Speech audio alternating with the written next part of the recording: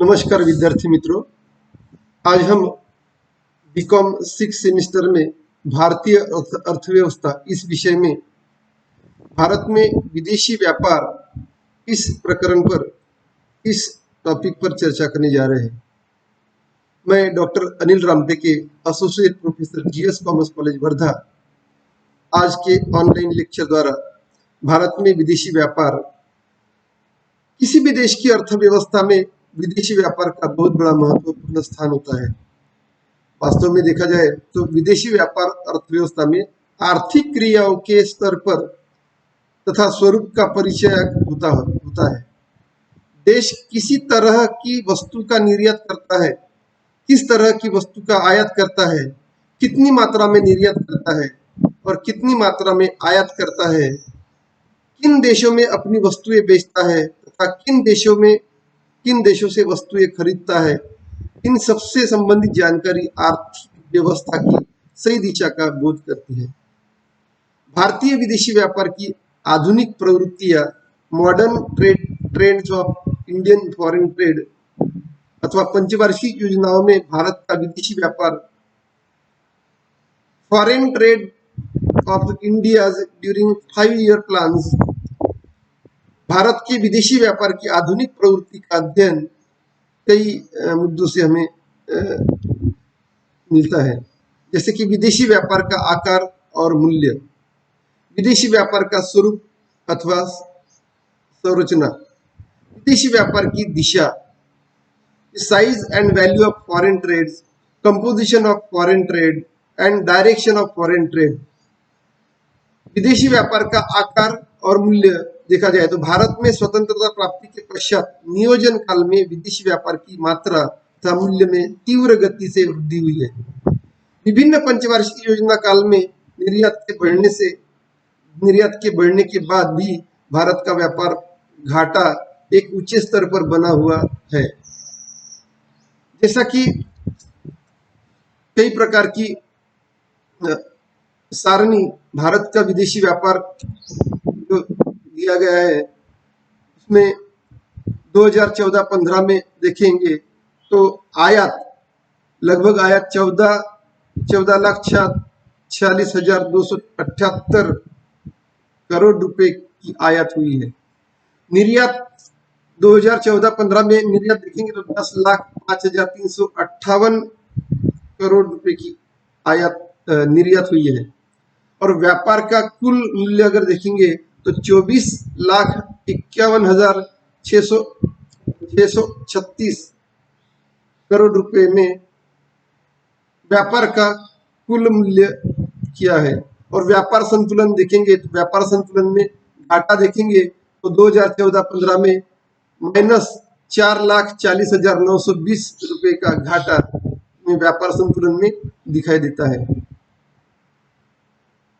-4,40,920 करोड़ रुपए का घाटा दिखाई देता है। तो कुल विदेशी व्यापार के मूल्य में वृद्धि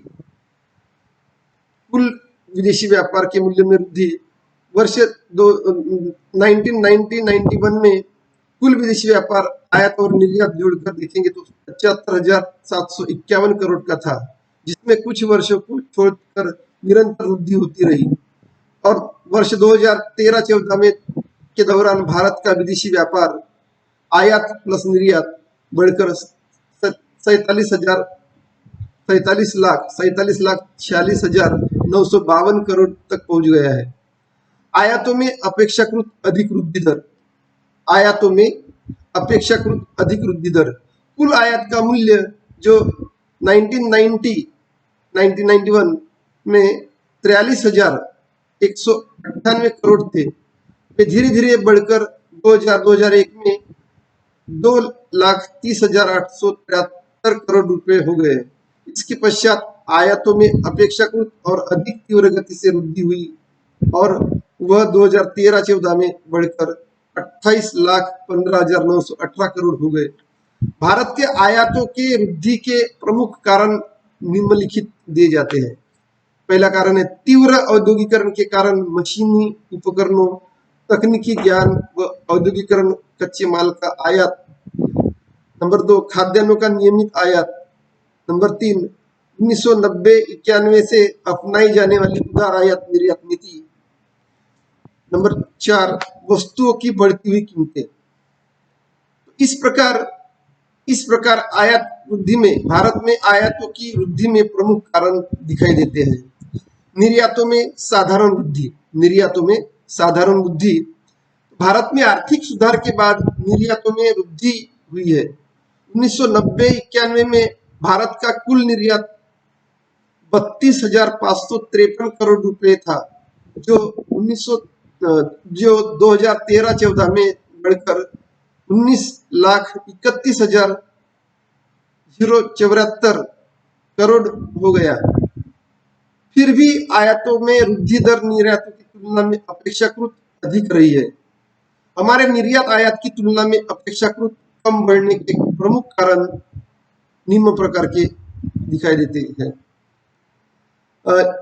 निर्यात संवर्धन के अपर्याप्त उपाय। आयात निर्यात की तुलना में अपेक्षाकृत कम बढ़ने के प्रमुख कारण। पहला कारण निर्यात संवर्धन के अपर्याप्त उपाय। नंबर 2 है विकसित देशों की संरक्षणवादी नीति।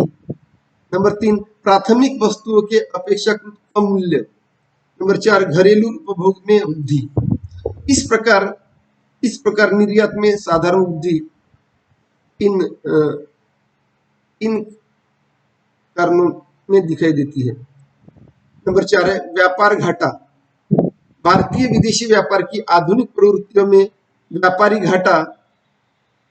घाटा भारत के आयात निर्यातों की अपेक्षा लगभग प्रत्येक वर्ष में अधिक रहे हैं। इसलिए हमारे पास संतुलन के घाटे में निरंतर वृद्धि हुई है। व्यापार संतुलन का घाटा जो 1990-91 में 10,645 करोड़ था, वह बढ़कर 2013-14 में 4,40,910 करोड़ रुपया हो गया है। विश्व व्यापार में भारत की भागीदारी।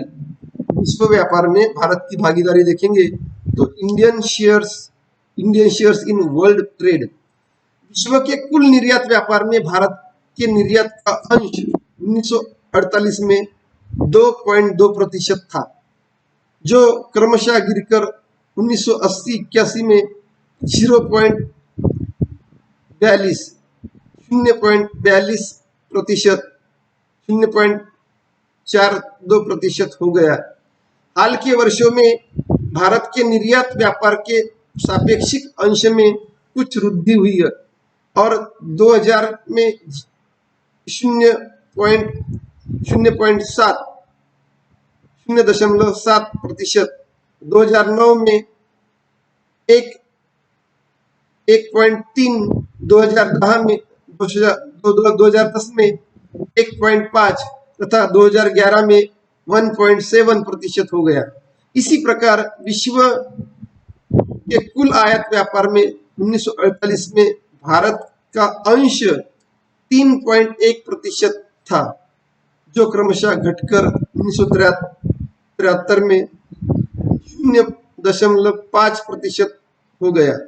आज हाल में वर्षों में पुनर्आयातों में वृद्धि हुई और विश्व के कुल आयात में भारत का अंश 2002 में 0.9% में, 2010 में 2.2% में तथा 2011 में 2.5% हो गया है।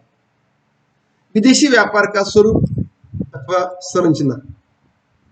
विदेशी व्यापार का स्वरूप या संरचना, कंपोजिशन ऑफ फॉरेन ट्रेड। तो विदेशी व्यापार का स्वरूप अथवा संरचना इस प्रकार बतलाई जाती है।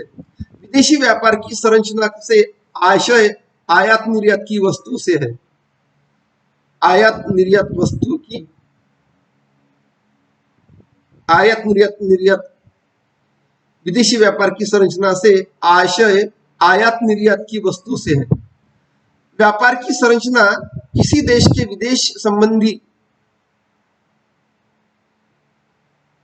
परिचायक होती है। ब्रिटिश शासन के दौरान भारत के विदेशी व्यापार का स्वरूप औपनिवेशिक था।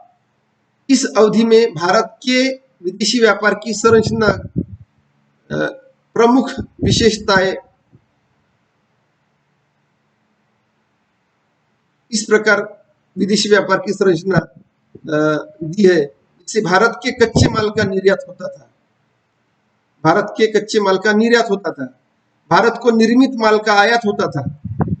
स्वतंत्रता प्राप्ति के पश्चात विदेशी व्यापार की संरचना में महत्वपूर्ण मौलिक परिवर्तन हुए हैं।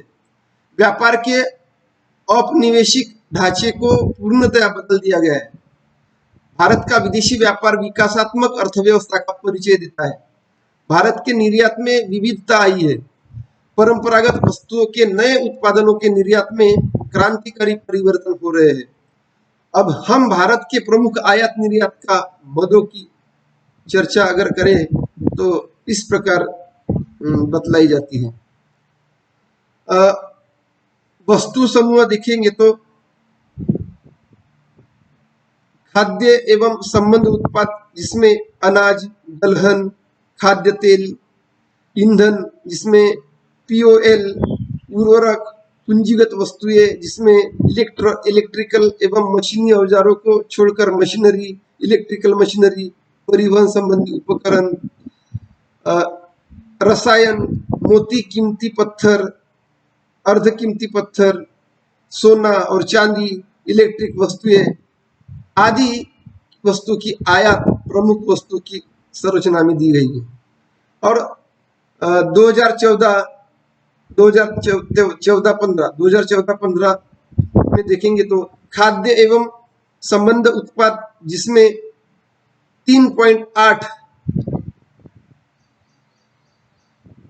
आयात 3.8% आयात की गई है। इसमें अनाज, दलहन और खाद्य तेल का समावेश है। ईंधन जिसमें पीओएल देखेंगे तो 37.5% में आयात की गई है। उर्वरक में देखेंगे तो 1.6% आयात की गई है। पूंजीगत वस्तुएं इलेक्ट्रिकल एवं मशीनरी औजारों को छोड़कर जो मशीनरी है वो 10.5% आयात 2014-15 में की गई है। तो इसमें पेट्रोलियम एवं लुब्रिकेंट भारत की प्रमुख आयात इस प्रकार है। पेट्रोलियम एवं लुब्रिकेंट औद्योगिक विकास के साथ साथ भारत में खनिज तेल और खनिज पदार्थों की मांग में वृद्धि हो रही है। भारत में खनिज का भंडार तथा उत्पादन बहुत ही कम है। भारत को अपनी आवश्यकता की पूर्ति हेतु काफी मात्रा में खनिज पदार्थों का आयात करना पड़ता है। पेट्रोलियम एवं लुब्रिकेंट का आयात संयुक्त अरब अमीरात, ईरान, अमेरिका आदि देशों से किया जाता है। पूंजीगत वस्तुएं औद्योगिकरण की आवश्यकताओं के कारण सबसे अधिक आयात पूंजीगत वस्तुओं की जाती है। इन पूंजीगत वस्तुओं को अमेरिका, जर्मनी, जापान, इंग्लैंड, रूस तथा पूर्वी यूरोप से आयात की जाती है। उर्वरक व कीटनाशक दवाएं कृषि विकास को प्राथमिकता देने के कारण भारत कृषि उत्पादन एवं उत्पादकता में वृद्धि करने के लिए उर्वरकों एवं कीटनाशक दवाओं का आयात करता था। लोहा एवं इस्पात भारत अभी तक लोहा एवं इस्पात के उत्पादन में आत्मनिर्भर नहीं हुआ। प्रतिवर्ष काफी इस्पात विदेशियों से मंगवाना पड़ता है। यह अधिकतर जर्मनी, इंग्लैंड, इटली, अमेरिका तथा फ्रांस से मंगवाया जाता है। खाद्य तेल पिछले कुछ वर्षों से देश में तिलहनों तथा उत्पादन उनकी मांग के अनुरूप न होने के कारण भारत को खाद्य तेलों का आयात करना पड़ता है। मोती एवं बहुमूल्य पत्थर, जवाहरात एवं आभूषण की बढ़ती हुई मांग को देखकर मोती एवं बहुमूल्य रत्नों के आयात में काफी वृद्धि हुई है। अन्य आयात वस्तुएं आयात की जाने वाली कुछ प्रमुख अन्य वस्तुएं जैसे मशीन व औजार, प्लास्टिक का सामान, कपास, ऊन एवं जूट के रेशे, अलोह वस्तुएं व दवाइयां। देश में आयात की जाने वाली प्रमुख वस्तुओं का इस प्रकार प्रमुख वस्तुओं की भारत के कुल आयातों में प्रमुख वस्तुओं का प्रतिशत सारणी में बताया गया है। जैसे कि पेट्रोलियम एवं लुब्रिकेंट 2014 में 32.8% था, उसमें आयात की गई थी। पूंजीगत वस्तुएं 10.5% आयात की गई थी। सोना चांदी 8.8% आयात की गई थी। लोहा एवं इस्पात 2.2% आयात की गई थी। रसायन 6.6% आयात की गई थी। मोती एवं बहुमूल्य पत्थर 5% आयात की गई थी और मशीन और औजार 5.5% आयात की गई थी। तो इस प्रमुख आयात व्यापार में भी परिवर्तन हो रहा है। भारत की आयात संरचना में हुए परिवर्तनों का हम अध्ययन करेंगे, जिसमें आयात में वृद्धि वाली वस्तुएं देखेंगे। तो पेट्रोलियम तथा पेट्रोलियम पदार्थ, भारत में पेट्रोलियम तथा पेट्रोलियम पदार्थ निकाले जा रहे हैं, फिर भी इनका लगातार आयात बना हुआ है और आयात व्यापार में इनका हिस्सा बड़ा है। मशीनों, विद्युत उपकरण एवं गैर विद्युत उपकरण तथा मशीनी उपकरणों की आयात में भी कुछ वृद्धि हुई है। आयात में कमी वाली वस्तुएं हैं। आयात में कमी वाली वस्तुएं रसायन तथा उर्वरक। रसायनों तथा उर्वरकों के आयात में गिरावट आई है। खाद्य एवं संबंधित उत्पादों की आयात में बहुत गिरावट आई है। इनमें प्रमुख अनाज, दालें, दूध उत्पाद, फल तथा सब्जियां। विनिर्मित वस्तुएं, इनमें प्रमुख चमड़ा तथा उत्पाद, जूट तथा लोहा इस्पात आदि सम्मिलित है। भारत के प्रमुख निर्यात देखेंगे। भारत के प्रमुख निर्यात तो इस प्रकार दिया गया है। भारत में विदेशी निर्यात व्यापार की संरचना देखेंगे तो इसमें जूट की वस्तुएं भारत के प्रमुख निर्यात में निम्न वस्तुओं का निर्यात भारत से किया गया है, जैसे कि जूट की वस्तुएं। जूट भारत की परंपरागत निर्यात वस्तुओं से एक है। पहले जूट पर भारत का लगभग एकाधिकार था, लेकिन देश के विभाजन के बाद यह एकाधिकार नहीं रहा।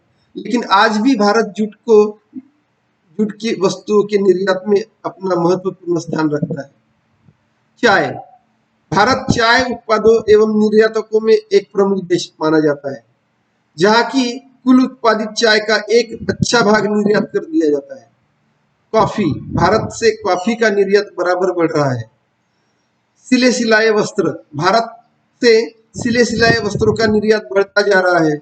1960-61 में 1 करोड़ का निर्यात किया जाता था। रसायन व संबंध वस्तुएं, भारत में प्रगति के साथ साथ कई प्रकार के रासायनिक पदार्थों का निर्यात ईरान, युगांडा, सूडान आदि देशों में किया जाता है। रत्न एवं आभूषण, भारत से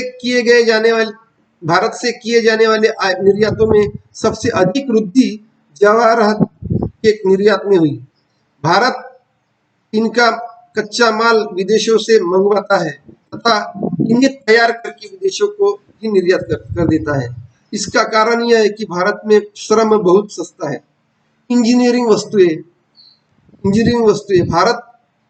भारत में अनेक प्रकार के औद्योगिक संयंत्र और मशीनें, भारी परिवहन उपकरण, पंखे, मोटर साइकिलें बनाई जाती है और उन्हें विदेशों को निर्यात किया जाता है। भारत के निर्यात व्यापार में इंजीनियरिंग सामान महत्वपूर्ण स्थान प्राप्त करता जा रहा है। भारत से इंजीनियरिंग का सामान अफ्रीकी देशों, अमेरिका, कनाडा, ब्रिटेन आदि देशों को निर्यात किया जाता है।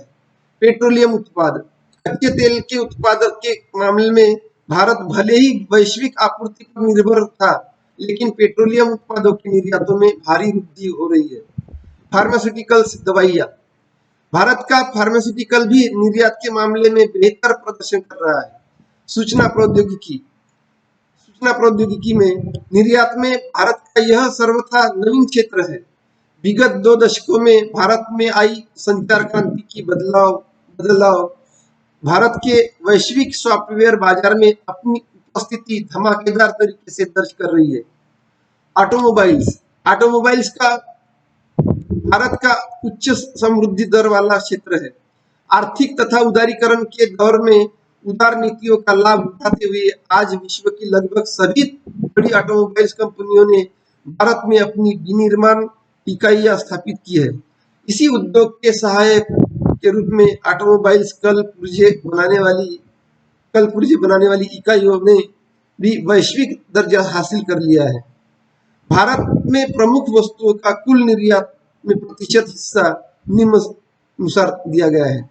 जैसे कि भारत में प्रमुख वस्तुओं का कुल निर्यात में प्रतिशत हिस्सा इस प्रकार दिया है, जैसे कि कच्चे तेल एवं पेट्रोलियम उत्पाद कोयला सहित 2014-15 में जो अप्रैल नवंबर में 19.8% निर्यात हुई है। रत्न आभूषण में 2014-15 में 13.5% निर्यात हुई है। परिवहन उपस्कर में 7.7% निर्यात हुई है। मशीनरी और उपकरणों में 2014-15 अप्रैल नवंबर में 5.8% हुई है। सिले सिलाए वस्त्रों में 5.1% निर्यात हुई है। धातु के उत्पाद में 5.1% निर्यात हुई है। लोह और इस्पात में 2.8% निर्यात हुई है और इलेक्ट्रॉनिक वस्तुएं 1.8% निर्यात हुई है। तो निर्यात व्यापार में परिवर्तन, भारत में निर्यात व्यापार में परिवर्तन इन तथ्यों के आधार पर समझा जा सकता है। कृषि पदार्थों के निर्यातों के प्रतिशत में कमी, decline in percentage of export of agriculture product. कृषि पदार्थों के निर्यात के प्रतिशत में कमी, स्वतंत्रता के पश्चात कृषि पदार्थों के निर्यातों का कुल निर्यात में प्रतिशत भाग कम हो जा रहा है। इसका प्रमुख कारण यह है कि देश की जनसंख्या में बहुत अधिक वृद्धि हो जाने के कारण कृषि पदार्थों की घरेलू मांग काफी अधिक बढ़ गई है। इसके फलस्वरूप कृषि पदार्थ के निर्यात के लिए उपलब्ध नहीं हो पाते हैं। नंबर 2, परंपरागत वस्तुओं के निर्यात के प्रतिशत में कमी, decline in percentage of export of conventional items. Bharat के अधिकतर निर्यात परंपरागत वस्तु जैसे चाय, जूट, खाद्यान्न आदि कृषि पदार्थों तथा खनिज पदार्थों के हैं, परंतु अब कुल निर्यातों में इनका प्रतिशत कम हो रहा है। इसका मुख्य कारण इन पदार्थों की घरेलू मांग में वृद्धि हो जाने के कारण निर्यात के लिए कम मात्रा का उपलब्ध होना है। देश के औद्योगिकरण में वृद्धि हो जाने के कारण कच्चे माल की देश में ही खपत बढ़ गई है। इंजीनियरिंग के सामान, हस्तकला तथा चमड़े के सामान निर्यातों में वृद्धि, increase in export of engineering goods, handicrafts and leather product. Bharat के निर्यातों में इंजीनियरिंग के सामान, हस्तकला तथा चमड़े के सामान का निर्यात काफी बढ़ गया है। सर्वाधिक तेजी से बढ़ने वाले निर्यात क्षेत्र, विगत वर्षों में सर्वाधिक तेजी से बढ़ने वाले निर्यात क्षेत्र है पेट्रोल उत्पाद, सॉफ्टवेयर, रत्न और आभूषण, मशीनें तथा उपकरण, दवाइयां, फार्मास्यूटिकल्स तथा फाइन रसायन। संचालनात्मक परिवर्तन, स्ट्रक्चरल चेंजेस। भारत में स्ट्रक्चरल चेंजेस इस प्रकार है। नियोजन काल में भारत के विदेशी व्यापार में निम्नलिखित संरचनात्मक परिवर्तन किए गए। इसमें निर्यातों में विविधता आई है तथा गैर पारंपरिक निर्यात का महत्व बढ़ा है। अंतरराष्ट्रीय बाजार में मांग की अनुकूल स्थिति एवं आकर्षक मूल्य स्थिति का लाभ उठाने की क्षमता अब भारत में है। इलेक्ट्रॉनिक वस्तुओं एवं सॉफ्टवेयर के निर्यात में वृद्धि विदेशी व्यापार हेतु एक शुभ संकेत है। नई कृषि नीति की घोषणा के पश्चात कृषि वस्तुओं के निर्यात पर बल दिया जा रहा है। इसके फलस्वरूप चावल, फल एवं सब्जियां तथा खाद्य पदार्थ, प्रोसेस्ड फूड भी हमारे निर्यात के महत्वपूर्ण अंग बनते जा रहे हैं। विदेशी व्यापार की दिशा, डायरेक्शन ऑफ फॉरेन ट्रेड। विदेशी व्यापार की दिशा का आशय इस बात से है कि भारत का व्यापार किन देशों के साथ है। दूसरे शब्दों में देखेंगे तो भारत किन देशों से माल आयात करता है और किन देशों किन देशों को अपना माल निर्यात करता है। अनेक देशों के साथ साथ भारत व्यापार करता है और समय समय पर उसमें परिवर्तन होते हैं। हम आयात और निर्यात को अलग अलग लेकर भारत के व्यापार की दिशा का अध्ययन करेंगे। जैसे कि आयात की दिशा आर्थिक सहयोग एवं विकास संगठन। आर्थिक सहयोग तथा विकास संगठन, इस संगठन के अंतर्गत France, Germany, Belgium, Britain, Canada, America, Netherland, Japan तथा ऑस्ट्रेलिया को सम्मिलित किया जाता है। यदि इसमें ओईसीडी देशों में भारत का आयात अधिक बना रहा है था, परंतु धीरे धीरे इसमें कमी आई है। भारत का आयात इन देशों से जो कुल आयात का 1990-91 में 54% था, वो घटकर 2013-14 में 25.6% रह गया है। भारत का आयात इन देशों से जो कुल आयात का 1990-91 में 54% था, वह घटकर 2013-14 में 25.6% रह गया है। नंबर 2, पेट्रोल निर्यातक देश संगठन, organization of petroleum exporting countries, O P E C, OPEC कहते हैं उसको। इस संगठन के अंतर्गत ईरान, इराक, कुवैत तथा सऊदी अरेबिया आते हैं। भारत के कुल आयातों में ओपेक देशों के हिस्से में धीरे धीरे वृद्धि हुई है।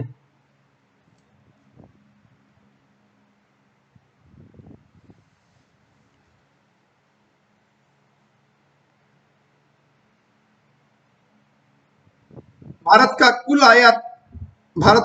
आयात में इस संगठन का हिस्सा जो 1990-91 में 16.3% था, वह 2013-14 में घटकर 1.7 हो गया है। पूर्वी यूरोप, ईस्टर्न यूरोप, इनमें रोमानिया, रूस तथा जीडीआर को सम्मिलित किया जाता है।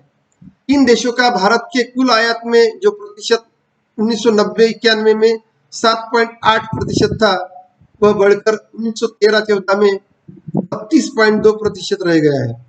विकासशील देश, डेवलपिंग कंट्रीज, विकासशील देश, इसमें तेल निर्यातक राष्ट्रों को छोड़कर एशिया, अफ्रीका तथा लैटिन अमेरिका के देश आते हैं। भारत के कुल निर्यात में विकासशील देश का हिस्सा 1990-91 में 18.6% था, वह धीरे धीरे घटकर 1913-14 में 1% हो गया है। अन्य देश, भारत के आयात व्यापार में अन्य देशों के साथ जो 1990-91 में 35% था, वह 2013-14 में 39% हो गया है। देशानुसार आयात देखेंगे, कंट्री वाइज इंपोर्ट। भारत में आयातों का मुख्य स्रोत 2013-14 में चीन था, जिसका भारत का कुल आयात में 11.3% भाग था। इसके बाद भारत के प्रमुख आयातक देश इस प्रकार थे: सऊदी अरब 8.1%, यूनाइटेड अरब अमीरात 6.5%, अमेरिका 5%।